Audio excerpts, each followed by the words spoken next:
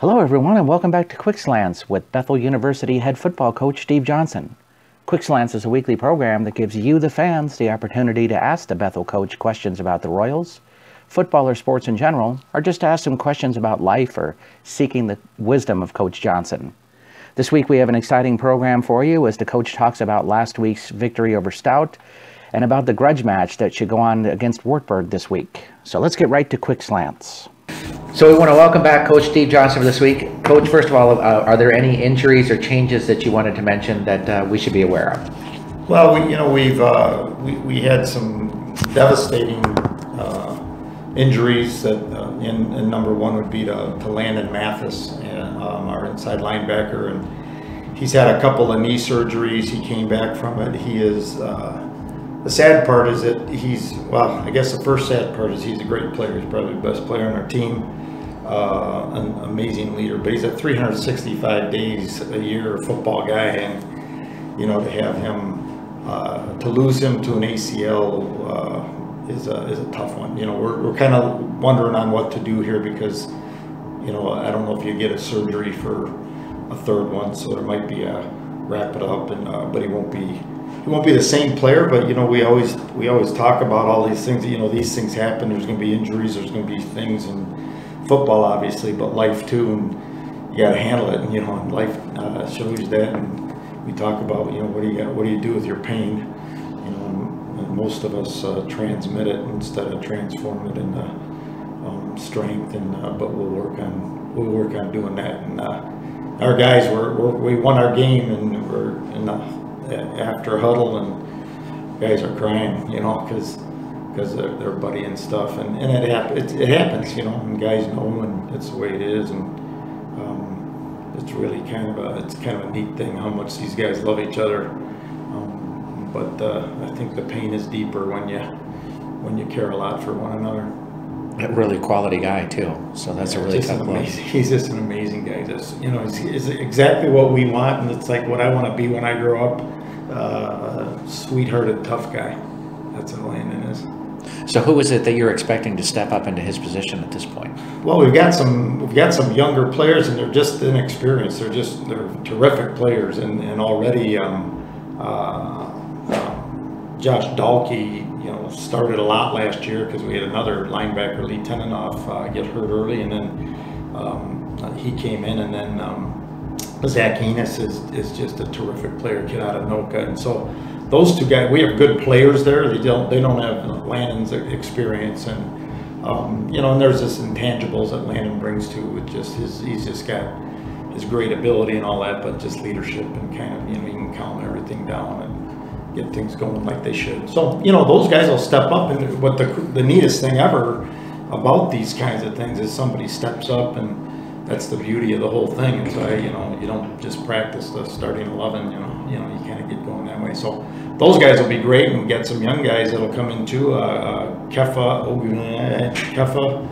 is a guy from Lazio, and I don't know how to say his last name, but he's a sweetheart, and he's really impressed us. And then Andrew Ragsdale, who ironically is from Waverly, and that's who we're playing Wartburg this week. And so Andrew will probably, and he's good friends with the coach's son, Coach Rick Willis's son, and so Andrew will get some playing time this week, and playing against his best friend's dad. It'll be kind of fun. Yeah, should be interesting. Well, looking back at last week's game, Andrew stepped up big for you in his first start for you in the program here. Had a very efficient first half, and the fourth quarter really took over the game. What were some things that you saw that were keys for him in the way he played? I think Andrew just staying in the mix. As we kind of grew him, and as he grew in the game.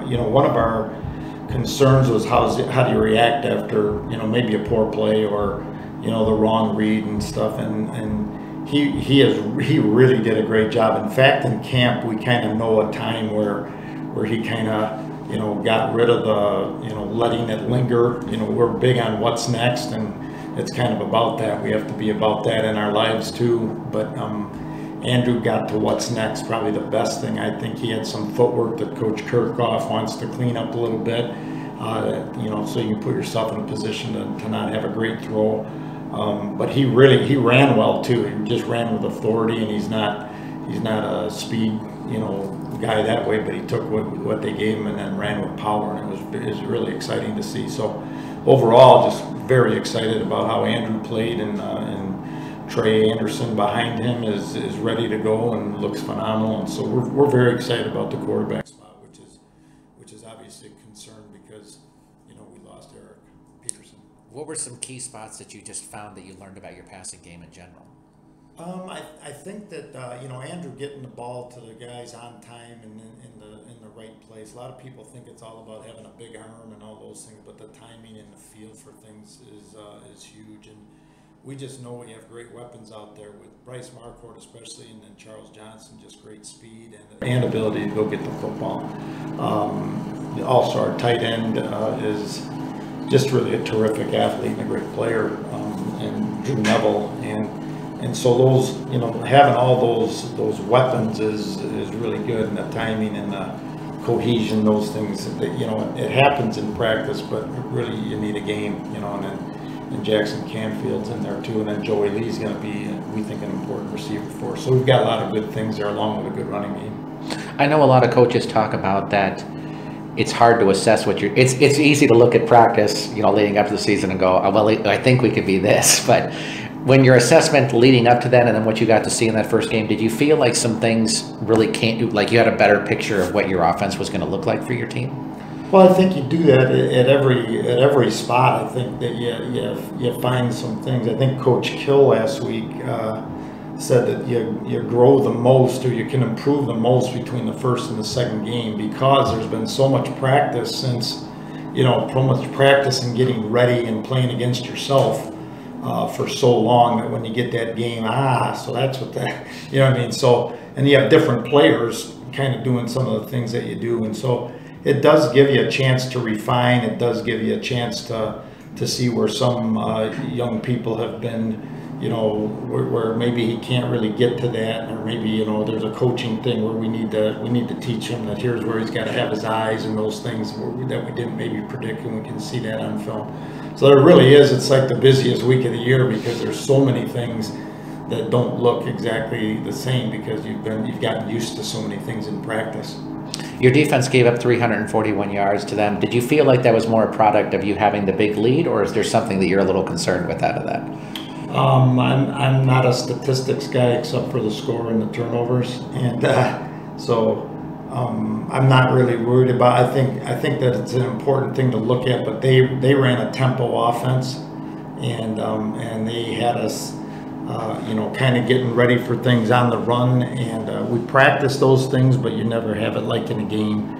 But what happened in their tempo offense, we were able to run more plays.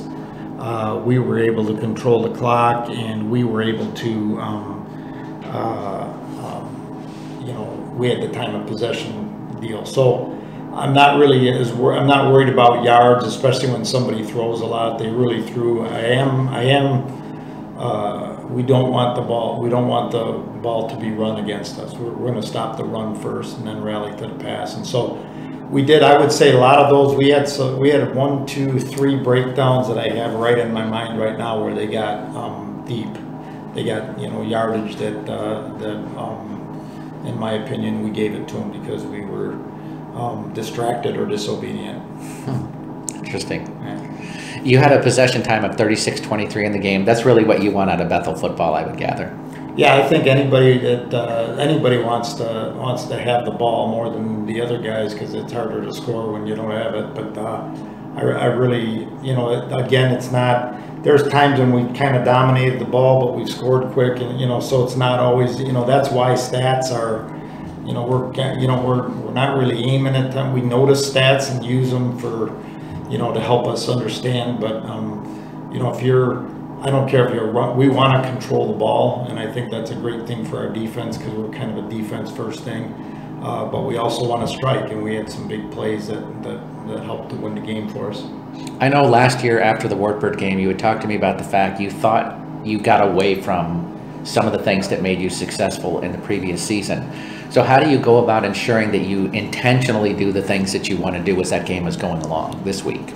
Robert, that's a great question, and that's an important thing, and it's something that because I've been doing this for a long time, but not just me, but our coaches, Coach Fejol and Meyer and Miller on defense, and myself, and Coach Peterson and Richards and Swanee and Scotty Kirkhoff on offense. We've been together for a long time.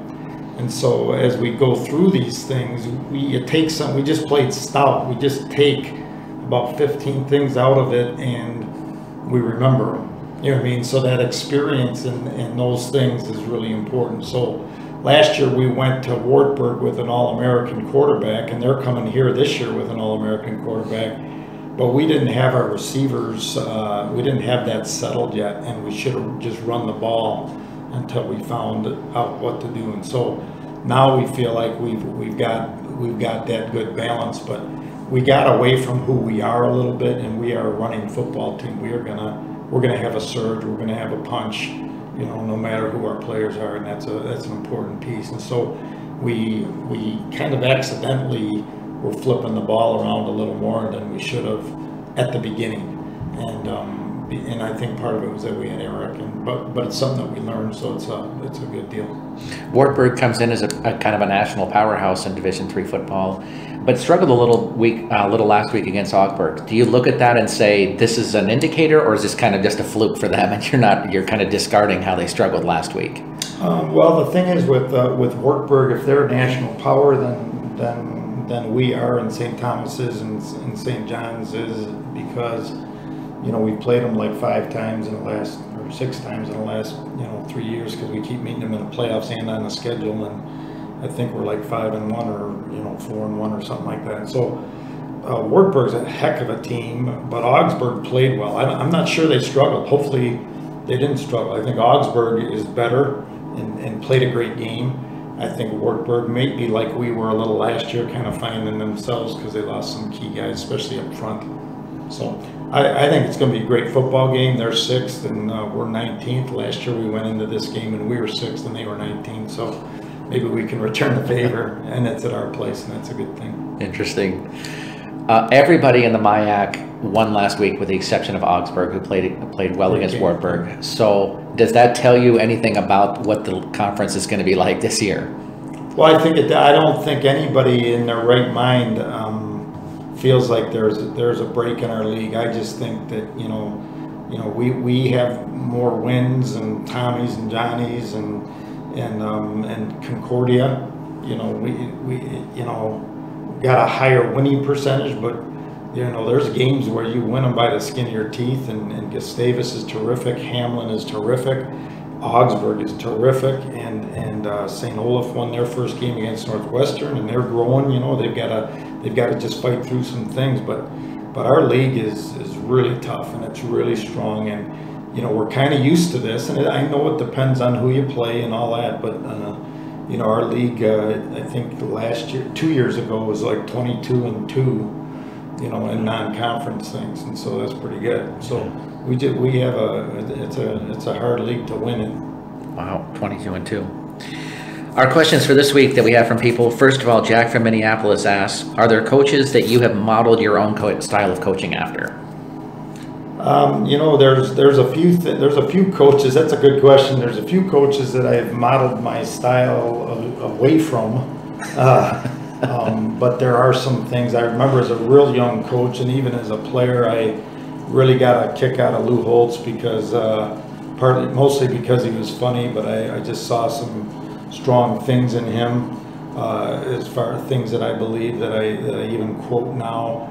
But I've always been able to have kind of a mentor in my life, and I've kind of looked for that and was kind of taught to do that, and so.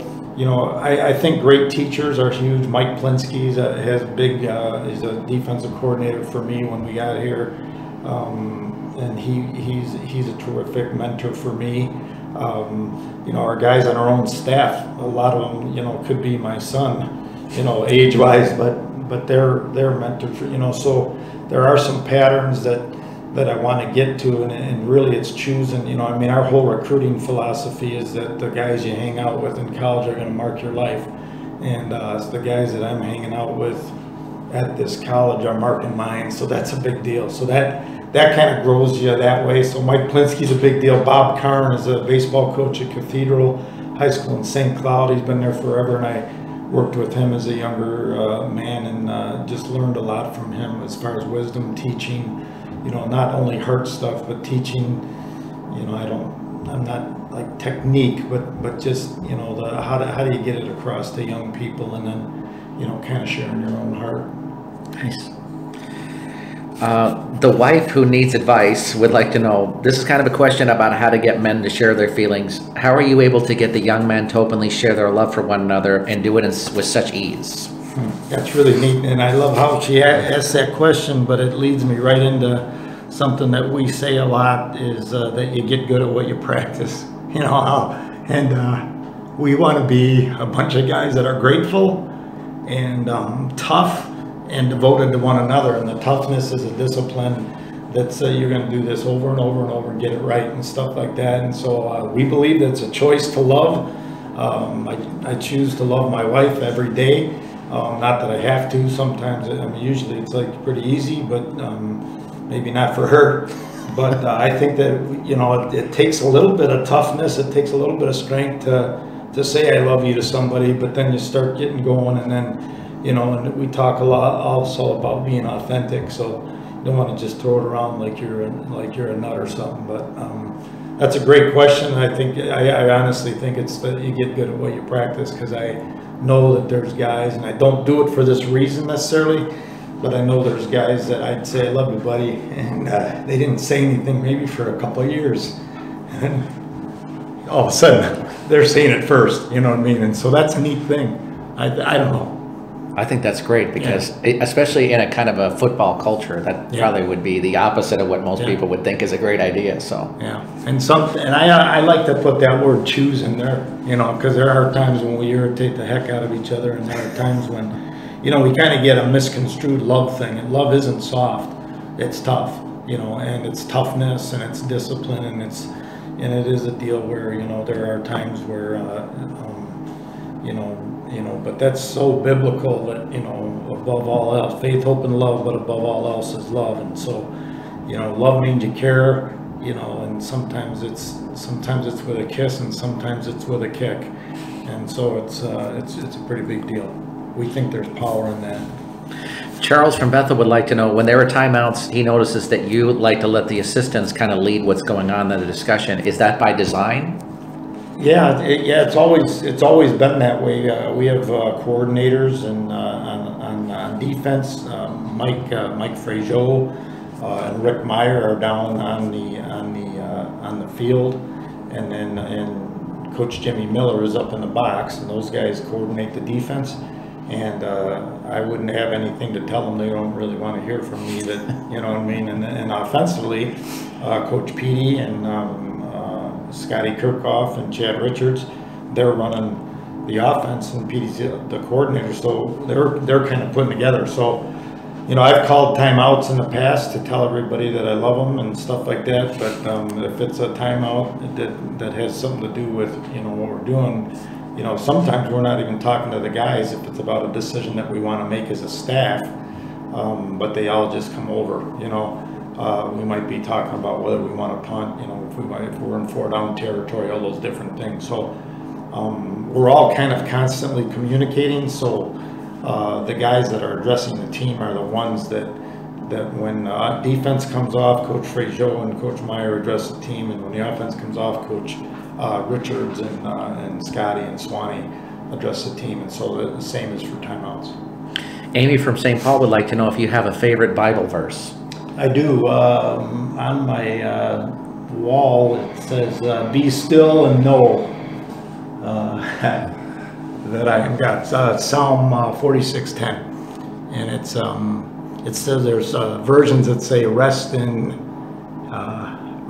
me. And at first I thought I don't really like resting. I kind of like go, and then I figured out that it means to I can rest in Him at 100 miles an hour, and so it's kind of putting my trust in and my faith in and giving my pain to that, and then moving on from there. And so be still means, and I'm kind of obnoxious in case anybody doesn't know, so be still, shalom, and then go.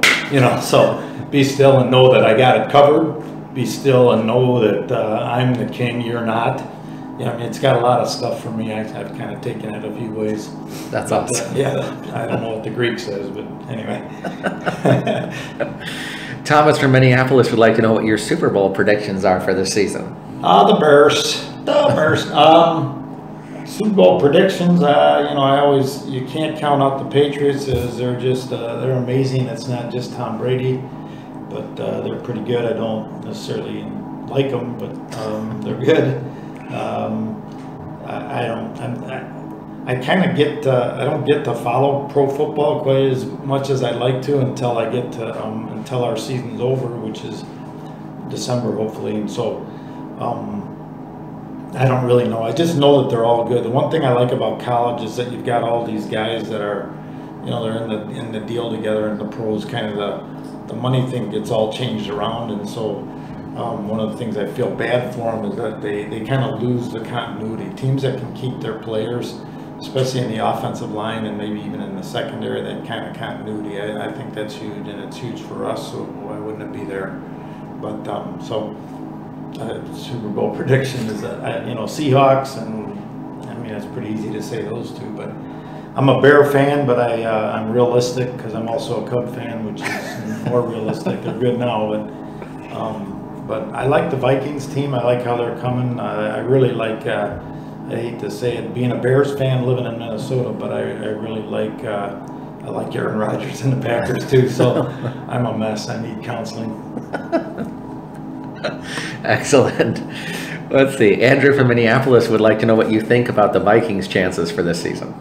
I think the Vikings will be really improved. I felt last year that, not having Adrian Peterson, kind of when all that happened, is that, I just know as a coach, regardless of all the trouble and everything, when you've got that something to count on, you build things around it. Well, then when that something isn't there, and McKinney, the other guys did a nice job, but I just think that it's going to help Teddy Bridgewater to have 28 in the backfield to hand it to. And I think that Coach Zimmer does a great job with defense, and so it's kind of like our philosophy is play great defense, run the ball, and then be exciting past that. And I think that's kind of how the Vikings are, and I think there's good things coming. Our last question for this week is from Mom, whose son needs help. She says, Coach, her son is really concerned about calculus this year. Is Coach Johnson also a math whiz? You know what? I did really well when I was a kid, but I'm 59 years old. So in the 70s, math was basically arithmetic. So if your son needs help with his times and division tables, I'm pretty good. The math is way past me, and I'll set you off. We have a coach on our staff, Paul Swan, who's a retired math teacher of 32 years, and I don't think he even keeps up, but he's pretty good. So sorry about the calculus, but I guess I'd probably just pray for your kid. Excellent. Thank you for joining us this week, Coach. All right, my joy. We want to thank Coach Johnson for joining us this week. If you have your own question you'd like to ask the Royals coach, please send them to us at stevejohnson@minorleaguesportsreport.com. That's Steve Johnson at minorleaguesportsreport.com. Please have your questions to us by Tuesday at noon so we can give the Bethel coach a couple of days to review those questions before we record our show on Wednesday. I want to thank you for joining us this week. I'm Rob Pannier, the managing editor of the Minor League Sports Report, and we'll see you next week on Quick Slants.